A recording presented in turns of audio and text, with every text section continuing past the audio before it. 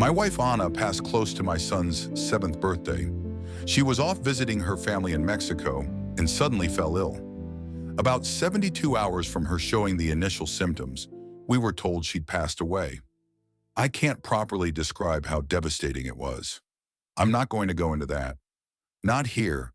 I've lived in Guatemala my whole life. While I've been both north and south of the border a couple of times, there had always been something pulling me back to my home country. Anna and I had lived in Antigua ever since Gaspar was born, but we'd always talked about moving to the East Coast. She was born there, and it always seemed like a nice place to raise kids. Now we only had time to have one child, but I was going to give him the best life I could afford. I mean, it's not like we didn't try to have more. Things just didn't work out that way. I could still see her whenever I saw my boy. He had her eyes and her brown hair. I couldn't look at him without remembering the promises we'd made. So a couple of months after Anna passed, I packed our things and moved. No more waiting. If you continue northeast past Puerto Barrios, there is a small coastal town. You know you're getting there when the roads turn to dirt and the jacaranda trees grow taller. It's like nature knows people gotta stay longer in the sun, so the branches reach a little further and the shade grows a little thicker. I'd grown up working with boats, so it was easy enough to get a job. A couple of folks knew Anna's family, so I had a foot in the door before they even met me. I got a cheap house made of beautiful, smooth white stone, and one wall which was just raw exposed brick. It really reflected the town. Stunningly beautiful from the right angle. We moved in on short notice. The house had been empty since the previous owner passed, and the surviving family decided to sell it off. It was nice enough, but you could tell there was more history to it than you might be comfortable with. Little notches on the floor, subtle stains on the walls, a kitchen where the smell of fried fish wouldn't go away. It wasn't unpleasant, just different. Anna's death had been hard on everyone. I had to keep up appearances and focus on Gaspar. But now that I was settling into a new routine, things were changing fast. Gaspar was starting school and getting to meet all new friends. I guess in a way, I was supposed to do that too. It's silly worrying about whether your work colleagues are going to like you or not. But it can make or break your social life. And at my age, what little social life you have is precious. As I got used to the new town, I spent a lot of time by the sea. Boats would come and go at all hours of the day. There was this one station by the pier, open 24 hours a day, where everyone was registered, meaning there was always some disinterested teenager sitting in the booth, waiting to sign a sheet of paper.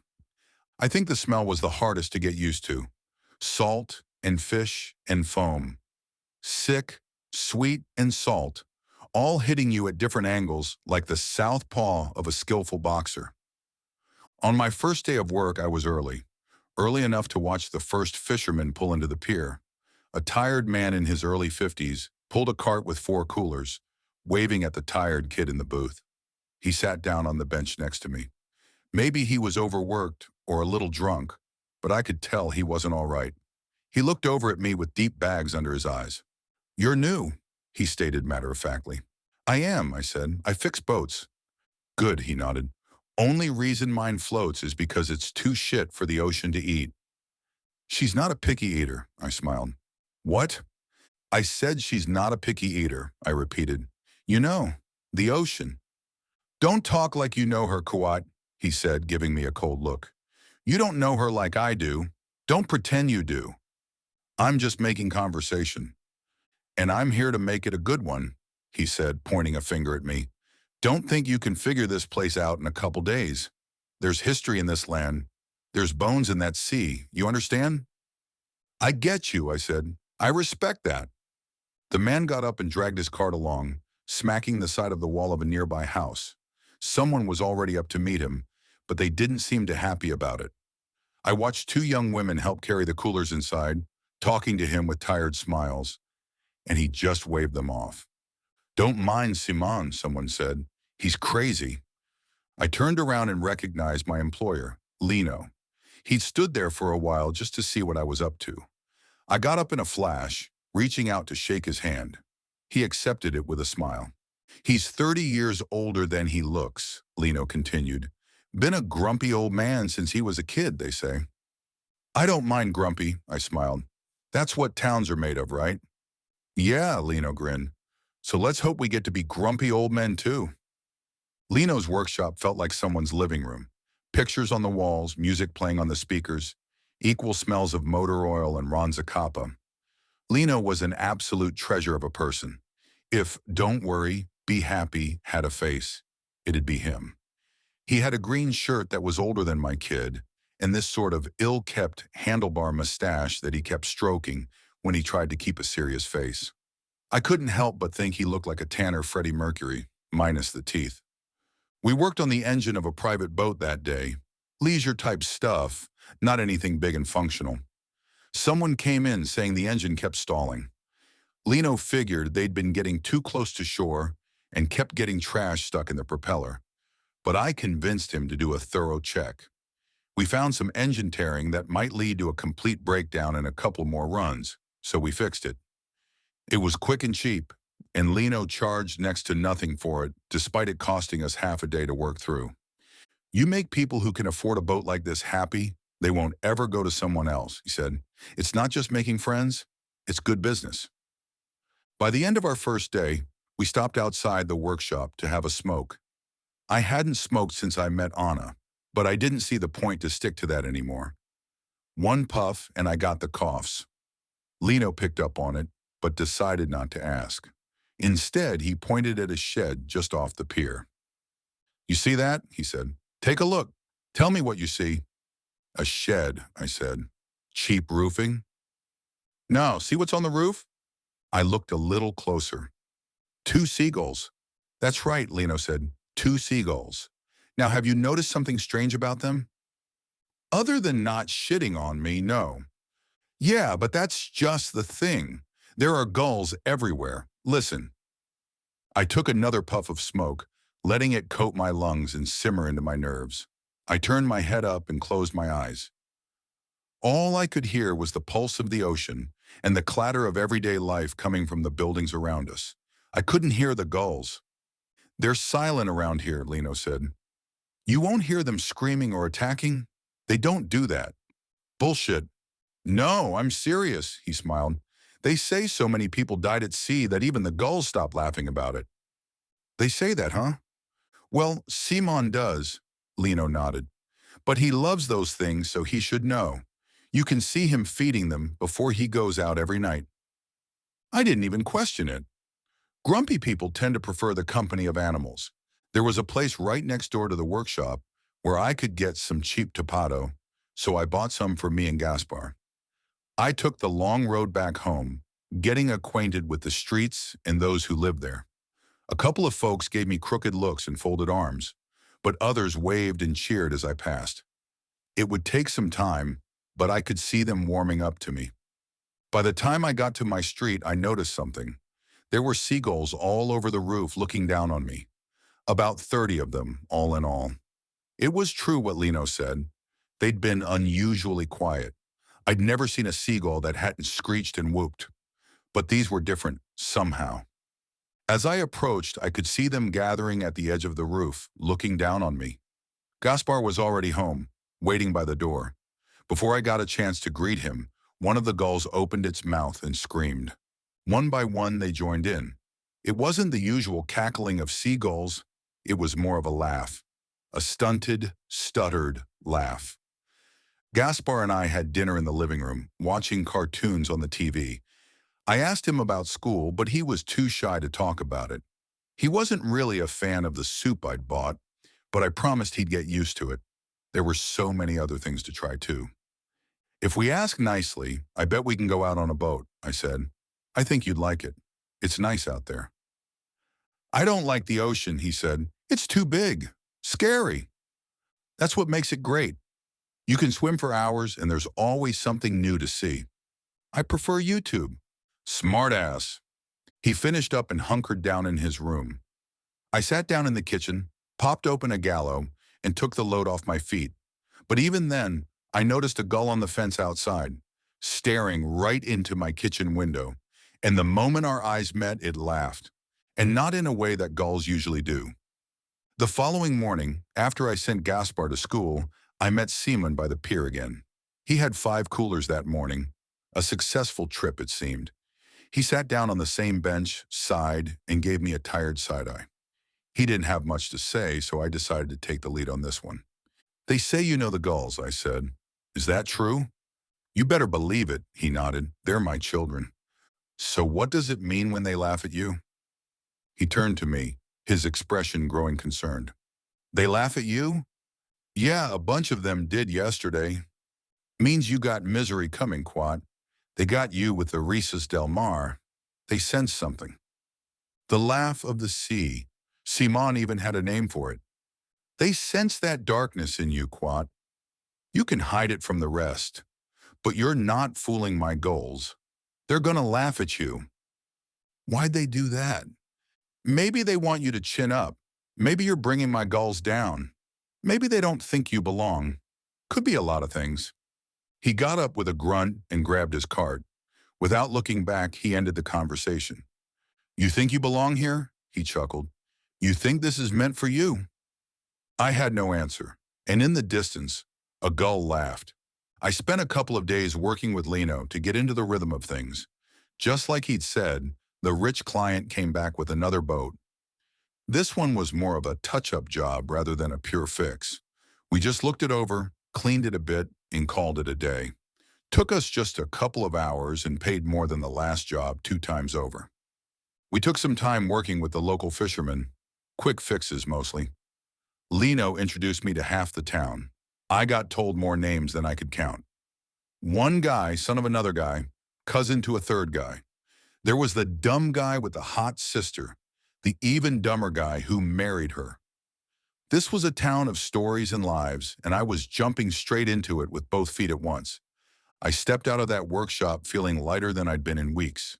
There was that glimpse of something new, that maybe if I worked hard, I could make a life for myself. Then I peered up at the rooftops, and there the gulls sat, laughing. I felt my smile fade. They could see past it all. They could see and laugh at my pain. It was there, hidden under a vain attempt at fitting in. "Don't let them get to you, compa," Lino said. "It's just birds." But it wasn't that easy. I'd hear them every morning as I went to work. I'd see them on the rooftops looking down on me. They never laughed at anyone else. Not Simon, not Lino, not the dumb guy with the hot sister. No one, just me. The Risas del Mar, the laugh of the sea. Maybe misery didn't love company. Maybe she just lives by the coast. Sometimes the gulls would get louder. Whenever I stubbed a toe or stalled an engine, they'd laugh even harder. I would be so prepared to hear them that I'd get distracted, which would just cause more misfortune. I once tried bribing them, putting out a bowl of cooked, unsalted rice. They wouldn't touch it. They just circled it, picked at it, and laughed. I'd never seen a bird reject a free meal. One night, as I went to bed, I thought about the people that used to live in that house. They'd slept in that room too, coloring it with their little dreams and hopes. I could almost see myself in 30 years just like they did, laying in that same room, dreaming the same dreams. But in those moments, the space next to me felt colder than ever. I missed Anna with every breath of every day, but in those cold hours of the night, it hurt just a little more. And in those moments of weakness, where a tear might chase its way into my eyes, I'd hear the gulls outside laughing. "Please stop," I'd whisper into my pillow. "Please stop laughing." That just made them laugh harder, louder. "I've done you nothing, please." But they didn't stop. They'd laugh all night, hoping to wound me for just a little longer. Lino had a slightly different view of things. He and the other locals stuck to this one, saying that would slip out every now and then. "El que mucho se ausenta pronto deja de hacer falta," or "he who is often absent stops being missed." You have to put yourself out there if you want to be part of things. So instead of wallowing in self-pity, I was going to have to put myself on the line. Now, Lino never once asked me about Anna and our lives together. He'd heard a little about it, and he knew better than to ask. So instead, he just did his best to bring me along. Fishing trips with some of his cousins. Late nights at the bar watching sports and drinking rum. Gaspar would stay at a friend's house.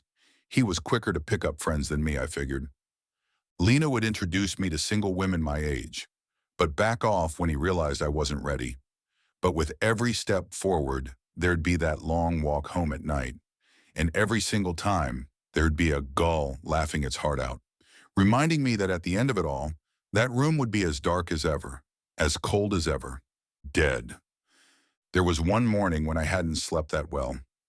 As I ran into Seaman, the gulls were at full force, circling me, laughing from up high.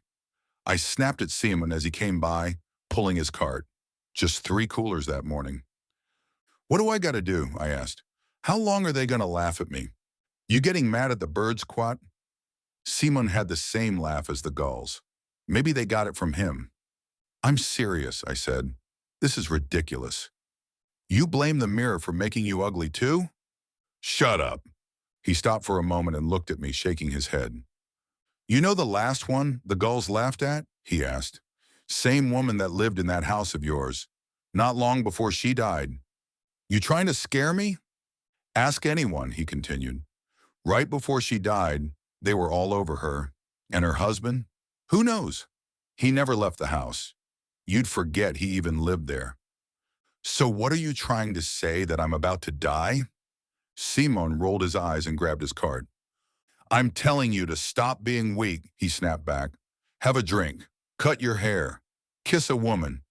He flicked a couple of coins at me as he wandered off, still laughing.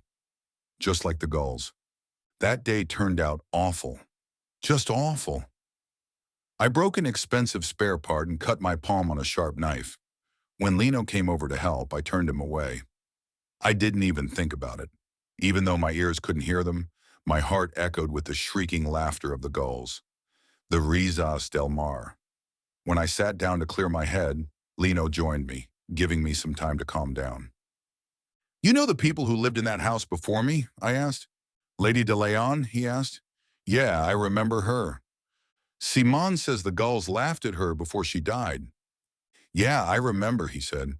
"Can't say it was a big surprise. She was ancient, but we miss her." "What about her husband?" Lino raised an eyebrow at that. Then he nodded, as if a light had come on in the back of his mind. "Right," he said. "I forget about him sometimes. He never left the house, but you could see his stupid red hat in the windows." "Did he die too?" "I suppose he did," Lino nodded. "I can't remember." Coming home that evening, I anticipated the gulls sitting in a row along the roof, laughing at me. They knew I'd had a bad day, and they weren't about to let me forget it. But they weren't there. The house was empty. Not a single gull, not a hint of a laugh. It was nice in a way. It showed me a home the way it was meant to be seen. I wouldn't dread going to sleep that night, but I still felt like something was off. For all the unease those birds brought me, there was something stranger about them suddenly going away. Had I done something wrong? "Gaspar," I called out. "I'm making shrimp. You want coconut rice or the usual?" There was no response. I walked out into the hallway looking around. He wasn't in the living room, not in the backyard either. By the time I dug through his room, I could feel my pulse rising. He wasn't hiding. He wasn't coming out. I called out, and there was no response. "Gaspar," I kept calling, but he wasn't out back or out front. He wasn't coming down the road. I expected his voice, but got only echoes of mine. He should have been home by now. And the Seagulls were gone. I called his school, but he wasn't there. I asked for the name of his friend so I could see if he stayed with them for dinner. But I got an unusual response. "What friend?" Turns out Gaspar had been having trouble in school. He had trouble relating to the other kids, and they had trouble fitting him into groups. He wouldn't get into fights, but he would blend into the background. They'd forget he was even there. I called every kid in his class, asking if they'd seen my boy. Most of them didn't know his name. No one had seen anything. He just put on his backpack and wandered off, like every other day. Or so they thought. They couldn't remember for sure. Finally, I turned to Lino. I asked him to reach out to everyone he knew. "My boy's missing," I stuttered. "You must help me. I must find him." "You have a kid?" he asked. "Of course. He's Gaspar. My boy." "You never talk about him," Lino said. I'm sorry, I didn't realize. I have a son, I emphasized. I'll make some calls. What does he look like? I looked at one of the pictures on the wall. Gaspar, Anna, and me. It was blurry, sun-bleached. Brown hair, I said. He has brown hair. What else? I didn't have an answer. For some reason, I couldn't think of anything. Not his eyes, not his smile. I could barely even imagine his voice. I hung up on Lino and looked out the window. A single gull sat on the fence outside, its head cocked to the side. They weren't laughing anymore. If anything, it seemed concerned. I drove around town asking anyone and everyone if they'd seen him. A boy walking around with a backpack, looking lost or scared. No one had seen him, heard him. Nothing. Finally, I drove by this rundown little one-story house, its walls patched with driftwood planks and sheet metal. It was impossible not to recognize the man swaying back and forth in a hammock on the porch. Simon listening to his radio. I stopped. I wanted to ask him if he'd seen my boy, but I knew the answer already. Instead, I got out of my car and called out to him. "Did you ask them to do this?" I yelled. "Is this you?" "Is this what?" he yelled back. "What do you want? You don't like me, so now the gulls don't like me. And now my boy is gone." Simon rolled out of his hammock and turned off the radio. He gave me a curious look. Not angry, concerned, like the gulls. "He didn't come home. I can't find him," I continued. "I don't know what to do. I don't know what to do, Simon." "They laugh at pain, Quat," he said. "Pain is for those who are still here. Those who are gone don't suffer anymore." "Stop it with the fucking riddles," I snapped. "I'll make you swallow your teeth. Just tell me what they did to my boy." Simon picked something up from the side of his hammock and walked over to me. Still not angry. He looked up at the sky. "I don't think they were laughing, Quat," he said. "I think they were trying to warn you." "That's not what you said. You said they laugh at my pain." "Two things can be true, you know. They're birds. They're not complicated. But you know what I think?" He took a swig from a bottle and pointed eastward. A long line of gulls could be seen in the distance, circling something. "Maybe they're still warning you," he said. "Pay attention. Listen." I got back in my car trying to see the gulls. It was a weird angle, but I could hang my head out the window if necessary. Simon knocked on my window. "No," he said. "They're going out to sea." He opened the car door and held out a hand. "We'll take my boat." Simon's boat was in desperate need of a touch-up. He'd been stubborn about getting it fixed, but I could hear the engine struggling the moment it puttered away from the pier. We were heading east, where the gulls still circled. I had a moment of doubt. I'd been projecting my insecurities on these birds for weeks at that point. What if I was still doing it? But no. That wasn't it. Despite it all, I could tell Simon had his heart in the right place. When shit hits the fan, you don't want the person who tells you everything is going to be okay. You want the one who spits on the problem and say, "Let's get this done." The sun was setting, slowly but surely. A stiff breeze rattled the buttons on my pale orange shirt. I couldn't smell the ocean anymore. I'd gotten used to it. Something hit the boat. Maybe a rock, or a sudden push from a wave. Simon tried to keep us straight, but it was too late. I fell overboard, plunging into the dark. For those who haven't swum in the open sea, there's nothing quite like it. An eternal mix of emerald blue in every direction, turning into a shimmering orange as the sun sets. In the distance, you might see a few spots swimming about, only to realize they're fish the size of your hand. But down there it all looks small, even you. And don't look down. At the best of times, you see immense darkness, sucking you down. And in the worst of cases, you see something coming up. I forced my head above the surface. The sun had already set. A mild fog was settling over the ocean surface. I couldn't see anything. Left, right, it was all just water.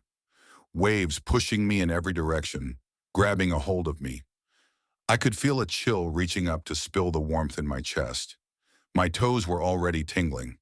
As I kicked, one of my shoes came off, tumbling downward like a slow leaf in the wind, rocked by invisible currents. I called out to Simon, but I could barely hear my voice over the waves. There was no way he'd hear me over the engine. Then again, I couldn't even hear him anymore. He must have kept going or sunk, but I could hear something else. Seagulls. I listened and swam until my arms ached. My eyes burned from the salt. I could feel my legs taking longer and longer to kick as my head dipped further under the surface. I had trouble getting my mouth up. I swallowed a mouthful of salt water as my rhythm broke, and in another 2 kicks I was submerged. I counted to 30, kicking as hard as I could. Then out of nowhere, my toes touched sand. I pulled my way onto a long deserted beach. Not a bird among the trees, no insects in the bushes. A steady wind pulled on the leaves of the blue sunflowers resting under the sweet gum trees, making them rattle like a dry applause. Then I saw people, just a couple of them, standing further in, by the tree line. Dark, tired eyes, lips so chapped they looked like leather. A man with a broken shirt hanging off his left shoulder. A middle-aged woman in a folk dress. As I approached, they stepped back. "I need help," I wheezed. "I need to find my boy." They didn't say a word.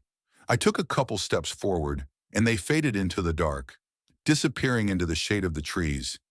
They left no footsteps in the sand. There were so many more.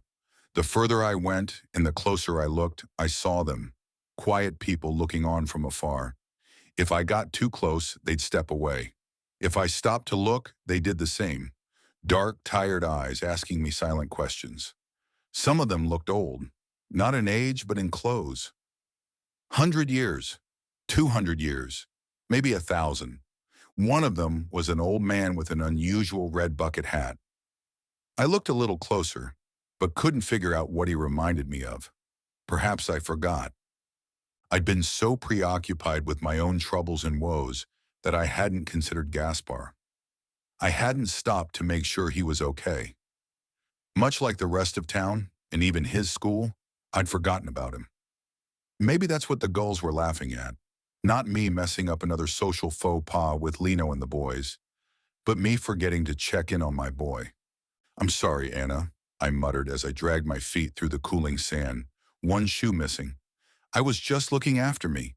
It was just about me. I forgot." There was a fire up ahead, a campfire on the beach. Stepping closer, I could see 2 people sitting on a log, staring into the flames. A tall man and a boy. I recognized neither. I was having trouble focusing on the man. One moment, he was tall and slim. The other, he was short and fat. He was young. He was old. He was handsome. He was ugly. He would shift and turn, as if to change whenever I thought I had an idea of what he looked like he refused to be what I expected. I took a deep breath and stepped forward. The words didn't come from him. Instead, they came from the tree line. A dozen dialects all at once. A single chorus of voices. "I cannot care for you," they said. "I'm looking for someone," I said. "I don't need you to care." "Who are you looking for?" A cacophony. Struggling voices, having been dormant for years. I'd hear them fight to remember the words and to roll their stiff tongues. "My boy," I said. "I'm looking for my boy." "Is this him?" they asked. I looked at the boy by the fire. I couldn't say. I couldn't place him in my mind. I could only remember what I'd said about him, or what others had said. I could remember Anna telling me how she loved his curly brown hair, but I couldn't picture it. "I care for him," they said. "I do not forget." Their voices crackled, breaking into monotones. "They left me in the wood," a man said. "I slept in the mountains. No one came to find me," said another. "I fell over. They kept going. There were hammerheads in the water. They never asked me my name." People abandoned, forgotten, sacrificed, left to die by the side of the road or stuck in a mountain crevice. "If he is here, you must find him," the choir said. "Will you look?" "I will look," I agreed. "I'll look anywhere." "You may have to stay for long," they said, "until perhaps you are forgotten too." "I don't care." "Good." In the blink of an eye, I was along a country road. My leg was broken. I was screaming for help, but no one came. The flies wouldn't stop gathering on my face, picking at dry blood.